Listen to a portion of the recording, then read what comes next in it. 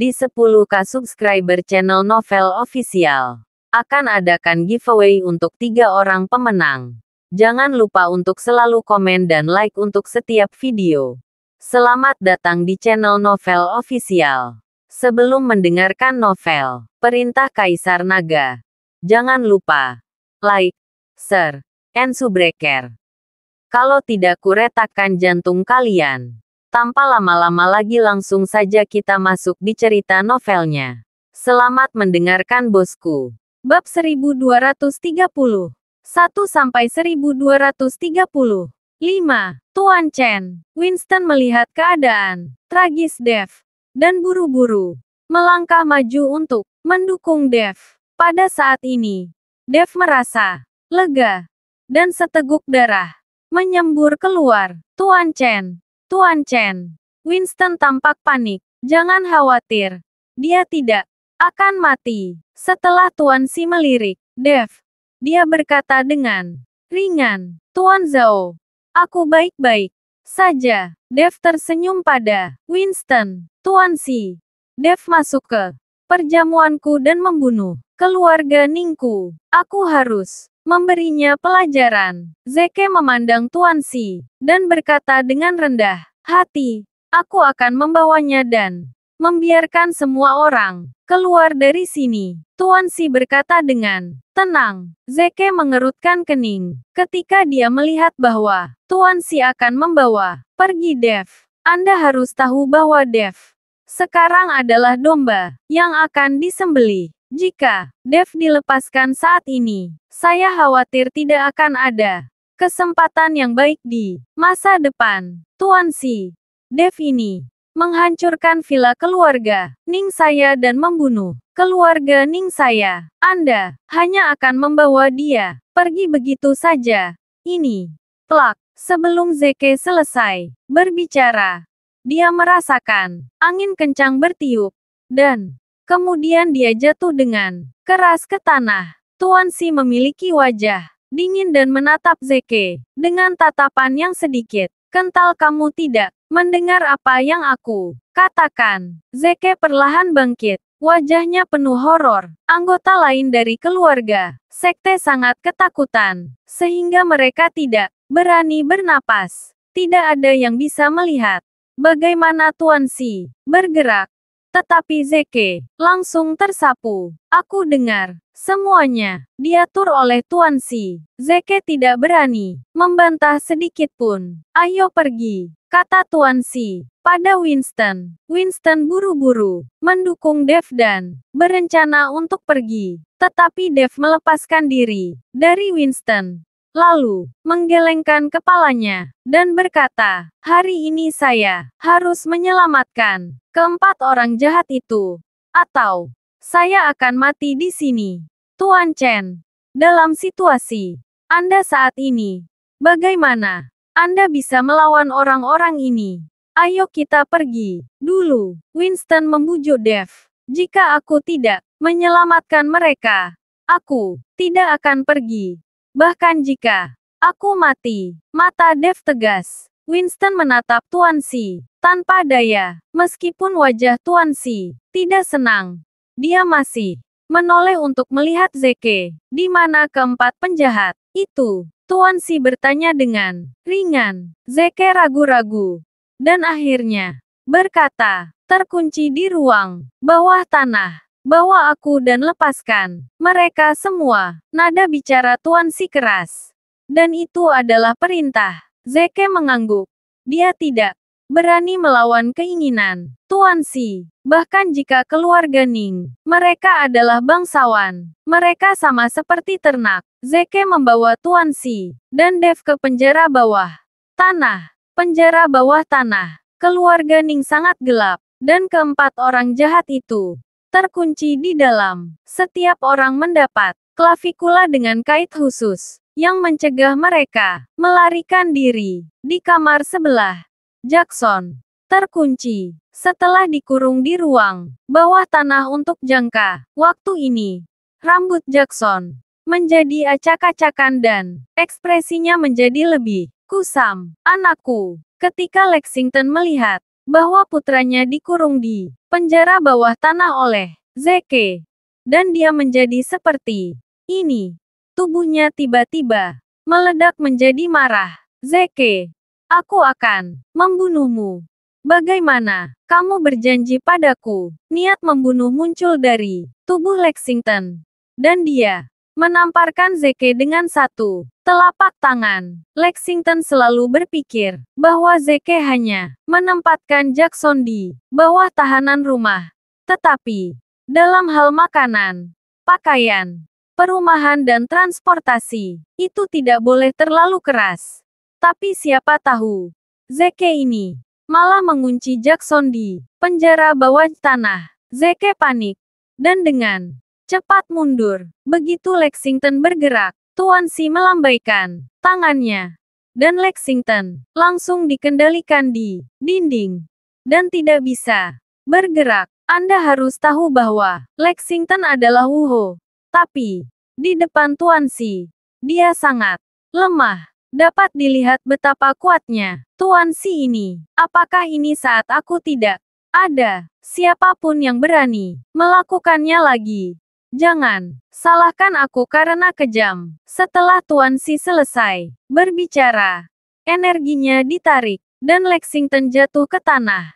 Semua orang memandang Tuan Si dan tidak berani mengeluarkan udara. Lexington bangkit dan membuka gerbang besi di depannya dengan satu telapak tangan, menyelamatkan Jackson. Melihat Lexington, Jackson menangis. Selama waktu ini, dia tidak tahu betapa dia menderita. Pada saat ini, Dev tampak seperti binatang. 4. Orang jahat yang tergantung di udara. Dan kemarahan di matanya menyala. Dev perlahan meraih gerbang besi dan pagar di depannya dengan kedua tangan. Segera setelah itu, nyala api biru samar mulai menyala. Pagar besi yang keras mulai perlahan mencair. Mata Dev merah. Dan dia menggertakkan giginya, menggunakan kekuatan spiritual terakhir di tubuhnya, yang bisa dimobilisasi. Ketika pintu dibuka, Dev memuntahkan seteguk darah. Tuan Chen, keempat pria jahat itu, berteriak kaget ketika mereka melihat Dev memuntahkan darah. Winston melangkah maju untuk membantu Dev. Tetapi, Dev melambaikan tangannya untuk menghentikannya, menyeret tubuhnya yang sangat lelah. Dev melangkah maju dan menyelamatkan keempat pria jahat itu dari kait besi. Terbebas dari kait besi, kekuatan keempat penjahat itu langsung pulih. Dwight Ding melangkah maju untuk mendukung Dev. Matanya penuh rasa malu dan berkata, Tuan Chen, saya minta maaf. Dev melihat dua lubang darah di pelindung bahu keempat penjahat, dan matanya penuh penyesalan. Mereka sangat menderita karena melindunginya. Dwight Ding tidak melihat, menyalahkan diri sendiri di mata Dev. Jadi dia segera berkata, Tuan Chen, luka di tubuh kami ini bukan apa-apa, tetapi Anda terlalu lemah sekarang, Tuan Chen. Keempat, saudara kita telah melalui semua adegan cedera ini. Bukan apa-apa, Brianding berkata. Sembarangan, ayo pergi. Setelah Dev selesai berbicara, dia didukung oleh Dwight Ding dan berjalan perlahan. Saat melewati Zeke, Dev tiba-tiba berhenti dan menatap Zeke dengan sengit. Ingat, dalam 10 hari, aku akan membuat keluarga Ningmu menghilang. Setelah selesai berbicara, Dev melirik orang-orang dari keluarga sekte di belakang Zeke dan kamu. Semua yang termasuk keluarga Ning. Semua akan mati. Zeke menyipitkan matanya dan menatap Dev. Tetapi dia tidak mengatakan sepatah kata pun. Tetapi akhirnya menatap Tuan Si dan berkata, Tuan Si, apakah terlalu tidak masuk akal bagi Dev untuk mengancamku seperti ini di depan Anda? Apakah itu memberi Anda wajah? Dev, jika kamu berani bermain-main di Kyoto, jangan salahkan aku karena membawamu ke penjara surgawi. Tuan Shi berkata dengan wajah serius. Dev tidak mengatakan apa-apa, tetapi berbalik dan berjalan keluar dari ruang bawah tanah. Lexington juga keluar bersama Jackson. Saat meninggalkan keluarga Ning, mata Lexington dipenuhi dengan keganasan dan niat membunuh. Kali ini, keluarga Dong dan keluarga Ning akan menjadi musuh yang mematikan. Kamu harus meninggalkan ibu kota saat ini. Aku tidak bisa melindungimu sepanjang waktu. Jika aku tidak muncul hari ini, kamu pasti menjadi mayat sekarang. Kekuatanmu sangat bagus, tapi itu tidak cukup untuk menantang banyak keluarga. Setelah meninggalkan rumah Ning, Tuan Shi berkata kepada Dev. Dev tidak mengatakan apa-apa. Matanya masih memiliki niat membunuh. Dan tampaknya keluarga Ning tidak akan dihancurkan.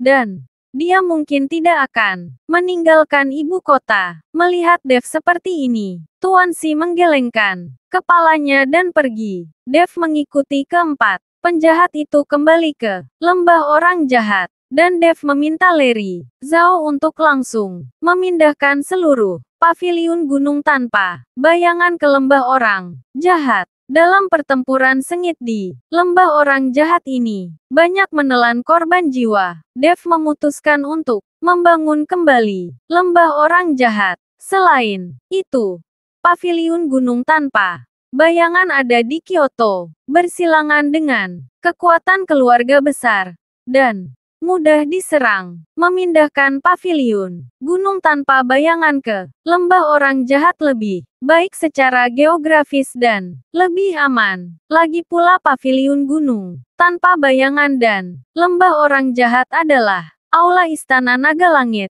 Dan tidak ada yang tidak pantas untuk menggabungkannya. 3 hari kemudian, dengan restu dari menara penindas iblis, cedera Dev telah disembuhkan. Dan kekuatan spiritual di tubuhnya juga penuh dengan tak tertandingi. Keempat pria jahat itu, semuanya diatur oleh Dev untuk memasuki menara penindas iblis untuk pelatihan dan penyembuhan. Namun, kecepatan penyembuhan keempat penjahat itu jauh lebih lambat daripada Dev. Butuh setidaknya 10 hari setengah bagi mereka berempat untuk pulih ke puncaknya. Ketika Dev keluar dari menara penindas iblis, dia menemukan bahwa Jonathan memimpin orang-orang di sekitarnya. Penjaga menara ini adalah orang-orang paling elit di paviliun gunung tanpa bayangan. Kakak Chen melihat Dev keluar. Jonathan bergegas menemuinya. Jonathan, sudah berapa lama aku berada di menara? Dev bertanya pada Jonathan. Di dalam menara, dia tidak punya cara untuk memperkirakan waktu. 3 hari. Aku tidak berharap tubuhmu pulih dengan baik dalam 3 hari. Jonathan memandang Dev dan berkata. Dev juga sedikit terkejut. Dia tidak berpikir bahwa dalam 3 hari tubuhnya akan pulih dan kekuatan spiritualnya menjadi sangat penuh. Kamu berlatih dengan baik di lembah. Aku akan keluar. Dev menepuk bahu Jonathan dan berkata, Kakak Chen, apa yang akan kamu lakukan? Jonathan bertanya dengan bingung. Mata Dev menunjukkan niat membunuh. Aku akan menghancurkan keluarga Ning dan membalaskan dendam saudaraku yang sudah mati. Setelah berbicara, Dev berjalan keluar. Saudara Chen, terlalu berbahaya bagimu untuk pergi sendirian. Aku akan pergi memberitahu ayahku dan membiarkan dia membawa seseorang bersamamu. Jonathan buru-buru berkata kepada Dev, tidak. Kamu tetap di lembah. Dan tidak ada yang diperbolehkan pergi. Setelah berbicara, sosok Dev menghilang di Taniguchi. Dev berpakaian hitam dengan topi hitam di kepalanya. Jika Anda tidak melihat lebih dekat, sulit untuk mengenali.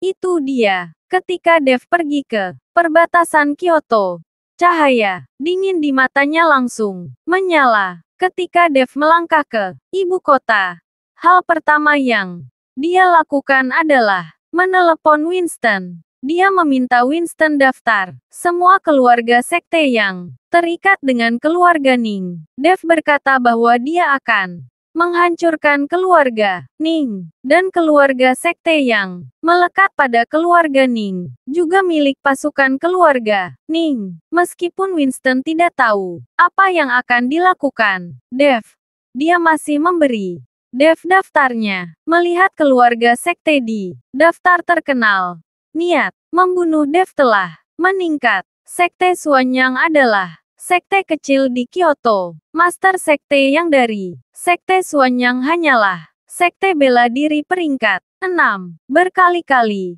Xuanyang Zong mendaftar untuk bergabung dengan aliansi seni bela diri. Tetapi karena kondisi yang tidak mencukupi, dia tidak dapat bergabung. Sekte kecil seperti itu ada di seluruh ibu kota. Jadi sekte Xuanyang berharap menemukan pendukung. Hanya dengan cara ini dia bisa tinggal di Kyoto dengan aman. Karena dia tidak dapat bergabung dengan aliansi seni bela diri. Sekte Xuanyang memilih untuk bergabung dengan keluarga Ning ketika keluarga Ning memiliki reputasi yang hebat. Dan malam itu, Master Sekte yang dari sekte Xuanyang berada di kamarnya tidur. Dengan selirnya yang baru, dia nikahi. Tapi di sekte bayangan hitam telah masuk. Segera, seluruh sekte Xuanyang terbakar. Dan api membubung ke langit. Master Sekte yang dari sekte Xuanyang juga terbangun dan berjalan keluar dengan senjata di dalamnya. Ketika dia melihat mayat di seluruh tanah dan seluruh sekte hampir dibantai, dia tercengang. Kamu siapa? Sekte Master yang memandang pria berpakaian hitam di depannya dan meraung dengan marah. Dan Dev perlahan berbalik setelah membunuh murid terakhir sekte Xuanyang. Ketika Master Sekte yang melihat Dev, dia terkejut. Dev. Sekte Master yang menunjukkan kepanikan di matanya. Ketika Dev dikepung hari itu, dia juga ada di sana. Dev memandang Sekte Master yang dengan dingin melambaikan tangannya. Dan angin kencang bertiup. Kepala Sekte Master yang terpenggal oleh angin kencang. Dev perlahan membungkuk dan mengangkat kepalanya. Pada saat ini, di mata Dev, dia tidak bisa melihat emosi sedikit pun. Seperti mesin pembunuh. Sekte selanjutnya, Dev pergi dengan kepala. Hanya satu malam, 6 keluarga sekte di Kyoto dihancurkan. Tanpa kecuali keluarga sekte ini semua terikat pada keluarga Ning di Kyoto. Semua orang berani melakukan ini dan memiliki tujuan yang jelas. Semua orang langsung menunjuk ke arah Dev. Dev ini benar-benar seorang pria gila. Setelah hanya 3 hari, dia kembali dengan balas dendam. Kali ini, diperkirakan keluarga Ning akan sakit kepala. Mari kita tunggu dan lihat. Hari ini, banyak sekte aristokrat akan mengeluarkan pernyataan dan meninggalkan keluarga Ning. Orang-orang membicarakannya, dan pada saat ini, di aula keluarga Ning, wajah Zeke memerah karena marah. Dan dia menghancurkan meja kopi di depannya dengan satu telapak tangan. Dev, kamu terlalu banyak menipu orang. Aku akan membunuhmu. Zeke meraung. Matanya penuh amarah. Tuan, sekarang banyak sekte aristokrat telah mengeluarkan pernyataan dan meninggalkan keluarga Ning kami di forum seni bela diri. Banyak orang menonton lelucon keluarga Ning kami, kata kepala pelayan dengan suara rendah. Seluruh tubuh Zeke bergetar karena marah. Dia tidak pernah berpikir bahwa keluarga Ning yang sangat menawan beberapa hari yang lalu telah menjadi lelucon saat ini. Meskipun pikiran Zeke sangat teliti dan dia tidak menyukainya, dia marah saat Ini, pergi dan panggil kembali semua anggota keluarga Ning tingkat menengah dan tinggi. Kemudian Dev pasti akan datang ke sini. Aku akan menunggunya di sini. Kali ini bahkan jika Raja Surga datang, aku akan membunuhnya. Zeke menggertakkan giginya. Segera, semua anggota keluarga tingkat menengah dan tinggi di luar keluarga Ning semua dipanggil bersama lagi. Ini adalah kekuatan utama keluarga Ning. Tetapi, sekarang setelah mereka semua dipanggil kembali, kekuatan di luar keluarga Ning pasti akan bertambah. Aliansi beda diri Kyoto. Douglas mengumpulkan beberapa patriark keluarga besar di aliansi. Di antara mereka adalah Jaedin dari keluarga naga. Pertemuan kali ini berbeda dari sebelumnya. Karena ada beberapa orang lagi yang mengenakan pakaian hitam dan menutupi wajah mereka dengan selendang hitam. Pada pertemuan ini, ketika mereka melihat orang ini, kepala keluarga besar semuanya sedikit terkejut karena saya belum pernah melihat orang-orang ini di aliansi seni bela diri. Sebelumnya, aku memanggilmu ke sini hari ini untuk berbicara tentang Dev. Pernahkah kamu mendengar apa yang terjadi tadi malam? Douglas bertanya perlahan. Saya mendengar bahwa Dev menghancurkan 6 keluarga sekte dalam semalam. Semuanya terikat pada keluarga Ning. Seseorang menjawab. Keberanian Dev ini memang di luar dugaanku. Semakin orang ini seperti ini, kita harus semakin berhati-hati. Terutama Tuan Si, yang telah merawat Dev ini secara khusus. Jika Tuan Si tidak maju, Dev pasti sudah lama mati.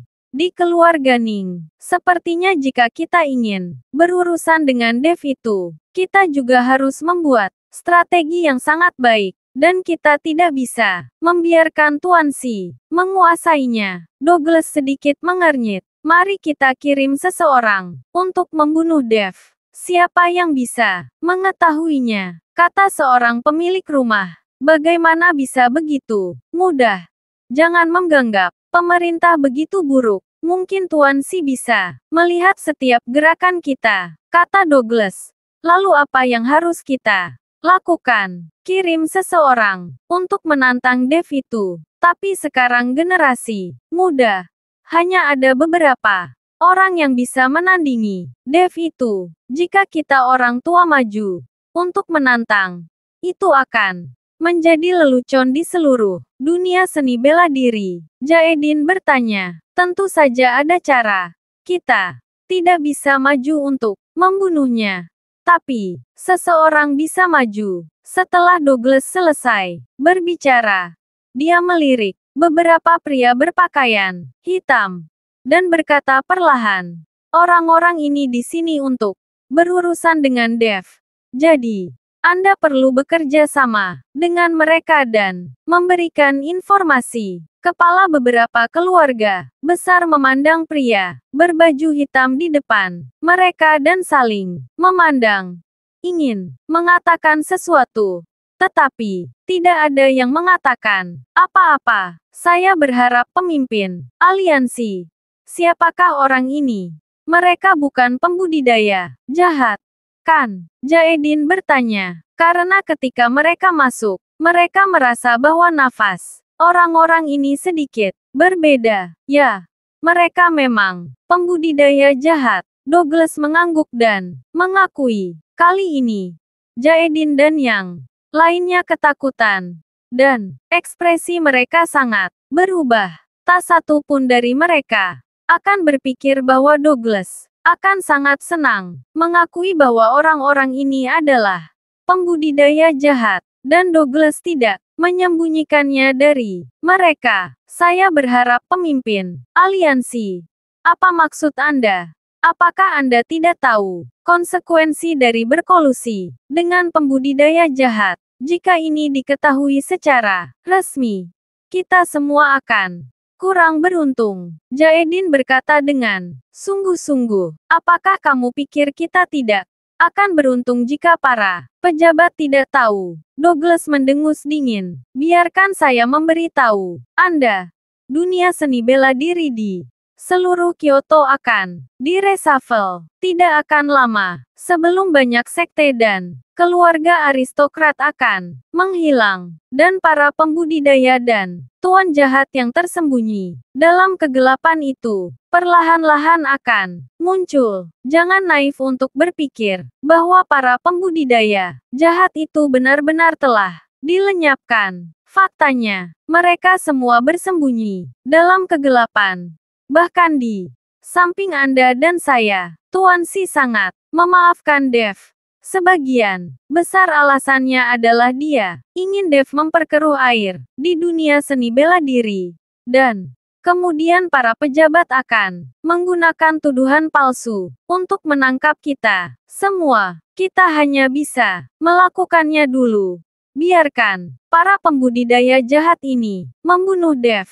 Dan Tuan Si tidak akan mencurigai kita pada saat itu. Kata-kata Douglas menyebabkan beberapa patriark jatuh ke dalam perenungan. Saya berharap pemimpin aliansi hari itu, Master Sekte dari Gerbang Jahat, Orlando Zhang. Dia juga dikirim oleh Anda untuk membunuh Dev. Jaedin ingat bahwa beberapa waktu lalu, seseorang yang terkenal, Orlando King datang dan ingin membunuh Dev.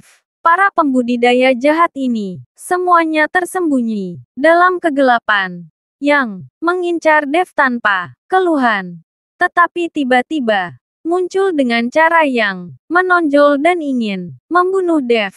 Pasti ada seseorang yang mengarahkannya. Ya, aku yang memerintahkannya. Douglas mengangguk, hanya saja orang ini terlalu lemah dan mudah dibunuh oleh Dev.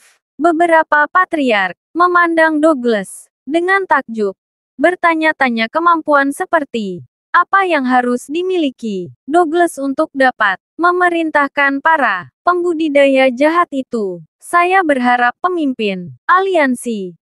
Siapa Anda? Mengapa para pembudidaya jahat itu mendengarkan Anda? Jaedin mengungkapkan keraguannya. Kamu tidak perlu bertanya tentang ini. Kamu hanya perlu ingat bahwa kita sekarang adalah belalang di atas tali.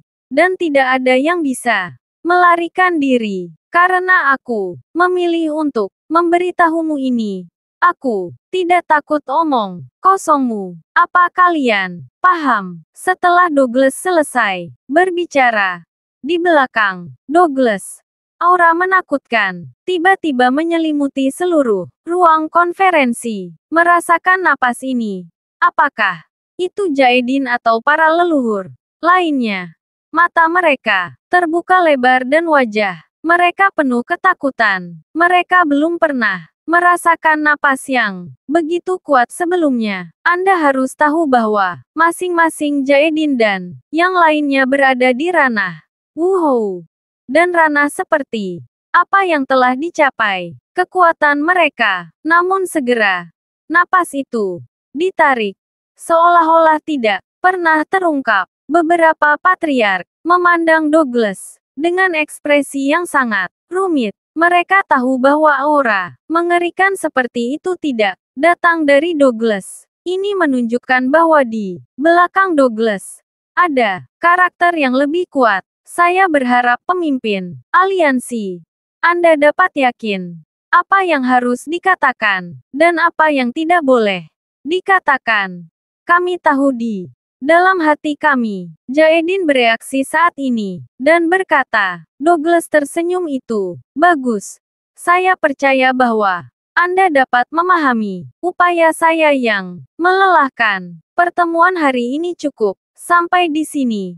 Dan saya tidak akan mengantar Anda. Setelah Douglas selesai berbicara, Jaedin dan yang lainnya bangkit dan pergi. Setelah Jaedin dan yang lainnya pergi, sebuah suara menakutkan datang dari belakang Douglas. Darah gadis itu memang hal yang baik. Aku sudah bisa merasakan perubahan di tubuhku. Saya juga merasa bahwa kekuatan magis saya akan segera selesai. Pada saat itu, seluruh dunia seni bela diri, Kyoto, dan bahkan seluruh dunia seni bela diri Daxia akan menghormati kita. Ada keserakahan dan nafsu di mata Douglas. Terima kasih sudah mendengarkan cerita novel Perintah Kaisar Naga. Sampai jumpa di cerita selanjutnya.